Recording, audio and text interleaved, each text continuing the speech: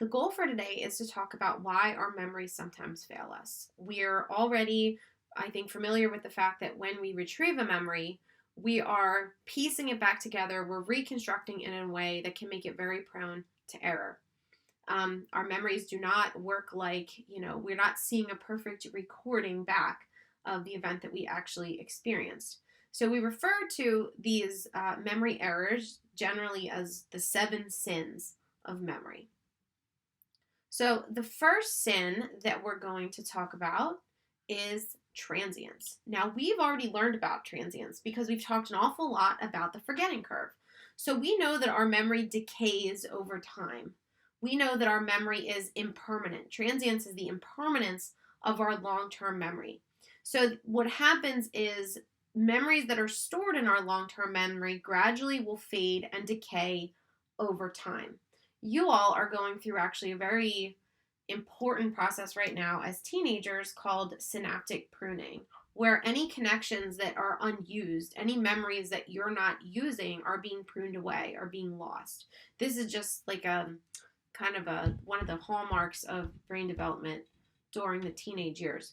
But we all experience this memory decay. And for meaningless material, like the stuff that we're learning about in school, there's really rapid initial loss. Although that memory loss will level off over time, initially within just a day of learning new information, look at how much of that information is gone. In other words, we're looking at our retention. So after we've learned something, retention means like how much of it have we retained? How much of it has stuck, so to speak, right? So look at what happens within just one day of learning new information. Again, information, the kind of stuff that we learn in school that might seem meaningless to us and that we have to be really effortful about making connections to and assigning meaning to. The greatest amount of forgetting occurs after just the first day of learning.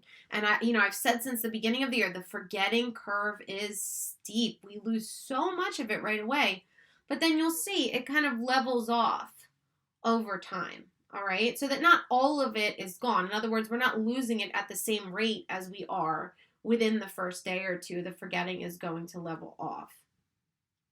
So how can we beat the forgetting curve?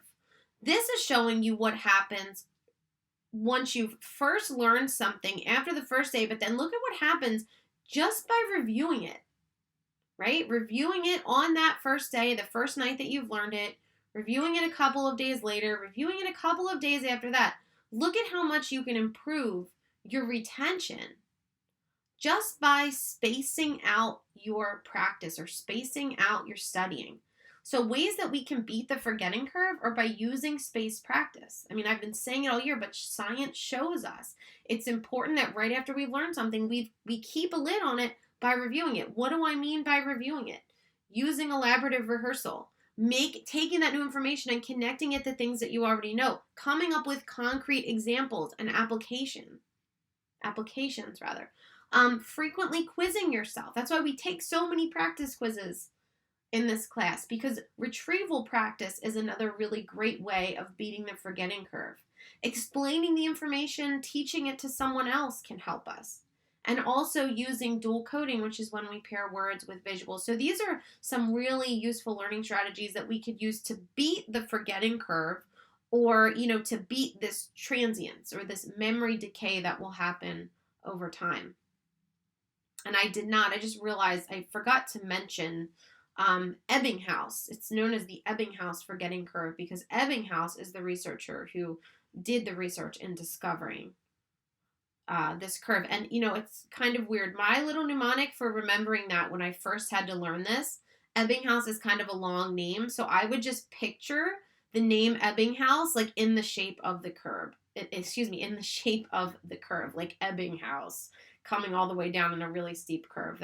That's how I would remember it initially. So maybe that'll help you. And the second sin that we're talking about in this video is absent-mindedness. We have all experienced the sin of absent-mindedness. And absent-mindedness occurs when we have a lack of attention or a lapse in attention. A lapse in attention will cause us to forget, for example, where we put our keys, where we put our phone.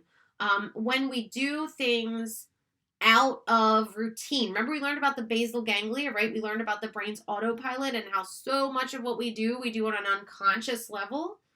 Our brain is a creature of habit, right? So if we always put our keys down on the table when we walk in the house, but on one particular day we're really busy, we're coming in the house, maybe we've got a handful of groceries, we throw our keys down someone else and we're not paying attention because our attention is maybe assigned to what we're going to make for dinner that night, or the fact that we've got a particular assignment that we've got to work on for homework. We have a tendency to not pay attention where we put down the keys, and all of a sudden we have no idea where we put them. So I'm thinking that we probably have all at some point experienced the type of lapse in attention that results in this absent-mindedness.